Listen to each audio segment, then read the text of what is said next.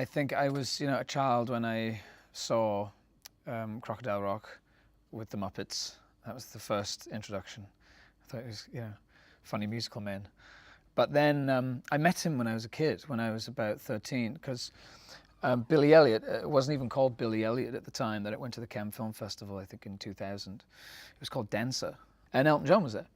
At the gathering and reception afterwards, he came over to me and the director, and he was still just kind of shaking and weeping. And the film really connected with him. I think certainly the relationship between Billy and his father, I think, was something he really identified with. And now, having read so much about Elton and read the books about him and seen footage of him, I can kind of understand why now. So yeah, he's a very kind of special person in my life. He was one of the first kind of real mega stars that I'd ever met. And I appreciate him so much more knowing his life and what he's come through and his circumstances, everything he's achieved. He's a phenomenal rock icon.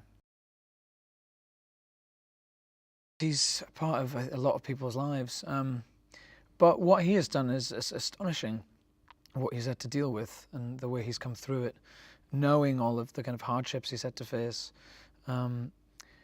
It's difficult being one of the biggest icons in the world, I'm sure. The pressure of it must be enormous, and I think that's what our film certainly deals with. But I think the story of Elton John is a joyous one. I think he survived everything. He's a survivor. And I think that's an exceptional story. I think it's a joyous story. It's a celebration of just a fantastical life. I think he's a man with a big heart, and he really wears it on his sleeve. I think that it really comes through in what Taron's doing with his performance. I just thought this was so fantastical. I thought if an Elton John story was going to be told, this is exactly how it should be told. It's the right tone, it's colourful, it's vibrant, it's psychedelic, it's dark.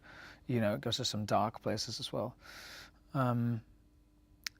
It was the fantastical elements of it. I just thought that there's no other way of telling this story, really. And I loved his music. I think that was the other thing, reading through the script.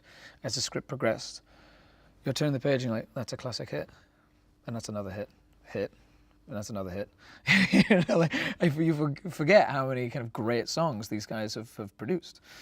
So just to be a part of that legacy, to be a part of the telling of that story, I felt very honored to be a part of it. Songs have been, reworked to kind of fit our story narratively, which I think is very clever. The music kind of tonally progresses us. I love how all those lyrics that were written years ago are now being totally kind of reimagined and reconstructed narratively to tell their stories. Dexter was just all over this story from the very second I jumped on the phone with him. He knew exactly what it was. He knew exactly the tone, the size, the color, how extraordinary it had to be, because I think he understands Elton very, very well. I love the element of kind of jumping into something together, going, this is what it's going to be, and we're going to go big, and we're going to do it boldly. So I was just over the moon that he wanted to bring me along for it as well. This is more than just a biopic. This is a journey. This is a fantastical retelling of this extraordinary life. But that carries a very important message, that you have to know who you are. You have to be true to yourself. You have to be your true identity. Because if you don't, it will kill you, and you have to stand up and be counted for and be who you are. And I just think that's a very empowering message, told in a very brave way. I played Bernie Taupin, who was Elton's lyricist.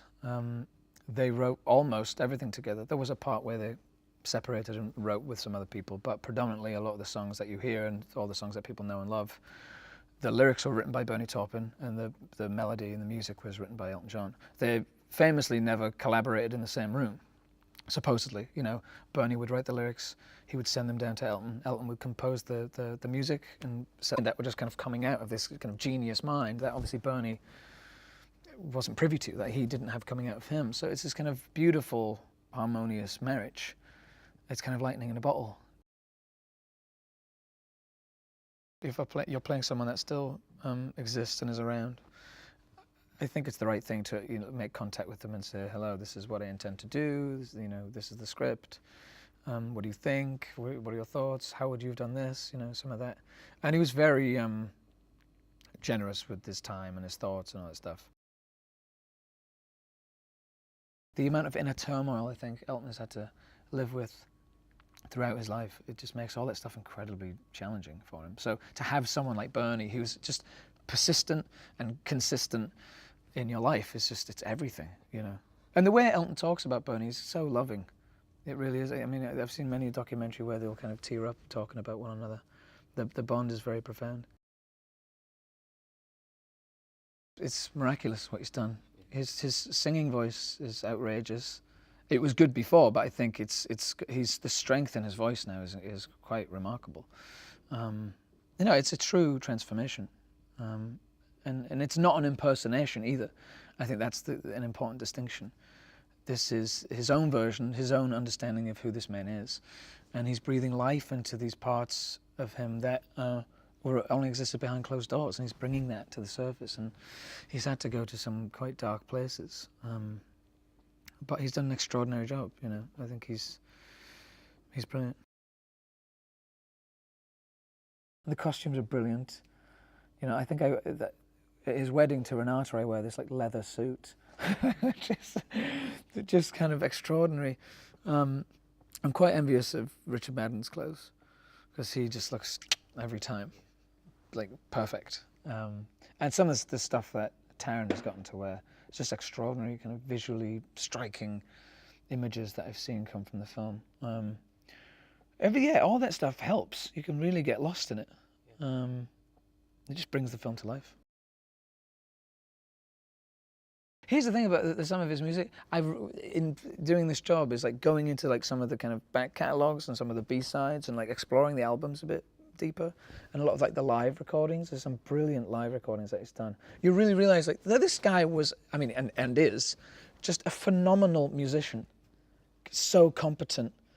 Apparently in all forms of music too.